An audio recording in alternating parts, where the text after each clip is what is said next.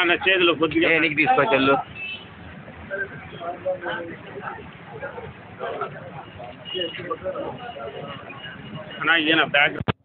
స్వర్గీయ ఎన్టీ రామారావు గారి 29వ వర్ధంతి సందర్భంగా కడప నగరంలో ఆయన విగ్రహం వద్ద తెలుగుదేశం పార్టీ కుటుంబ సభ్యులు అందరితో కలిపి ఘనమైన నివాళులు అర్పిస్తూ ఉన్నాం.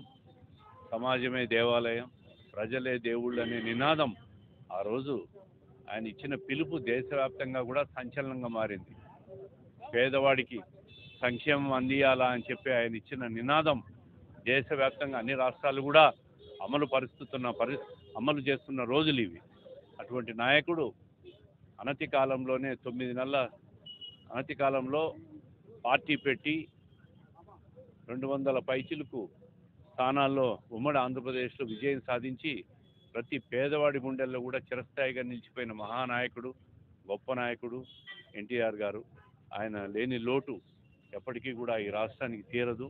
ఆయన ఎప్పటికీ కూడా ఈ తెలుగు ప్రజలు, భారతదేశం జాతి కూడా ఎప్పటికీ మరవదని చెప్పి ఈ సందర్భంగా తెలియజేస్తూ ఆయన ఘనమైన నివాళులు అర్పిస్తూ ఉంటాం. నమస్కారం. ఈరోజు స్వర్గీయ నందమూరి తారక రామారావు గారి 29వ వర్ధంతి సందర్భంగా ఆయనకి రాష్ట్రం నలుమూలల నుంచి ఆయనకు నివాళులు అర్పిస్తున్నారు. ఈరోజు ప్రజలు మనసారా స్వర్గీయ రామారావు గారిని తలుచుకుంటా ఉన్నారు. ఆయన 9 నెలల్లో తెలుగుదేశం పార్టీ పెట్టి అధికారంలోకి వచ్చి బలుగు బలహీన వర్గాల కోసము ఆయన ఈ పార్టీ పెట్టడం జరిగింది.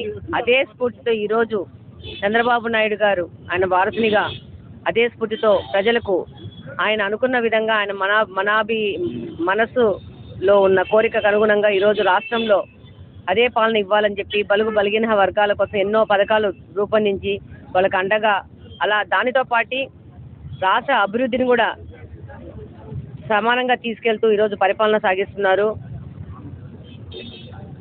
మరి ఆ రోజు ఎన్టీఆర్ గారు 9 నెలల్లో ఎలా పార్టీ పెట్టి అధికారంలోకి వచ్చారో, కడపలో తెలుగుదేశం పార్టీనే లేదన్న వాళ్ళకు కూడా అధ్యక్షుడు శ్రీనివాసరెడ్డి గారు కూడా 9 నెలల్లో ఇక్కడ కూడా మనం ఎమ్మెల్యేగా గెలిచి చూపించడం జరిగింది.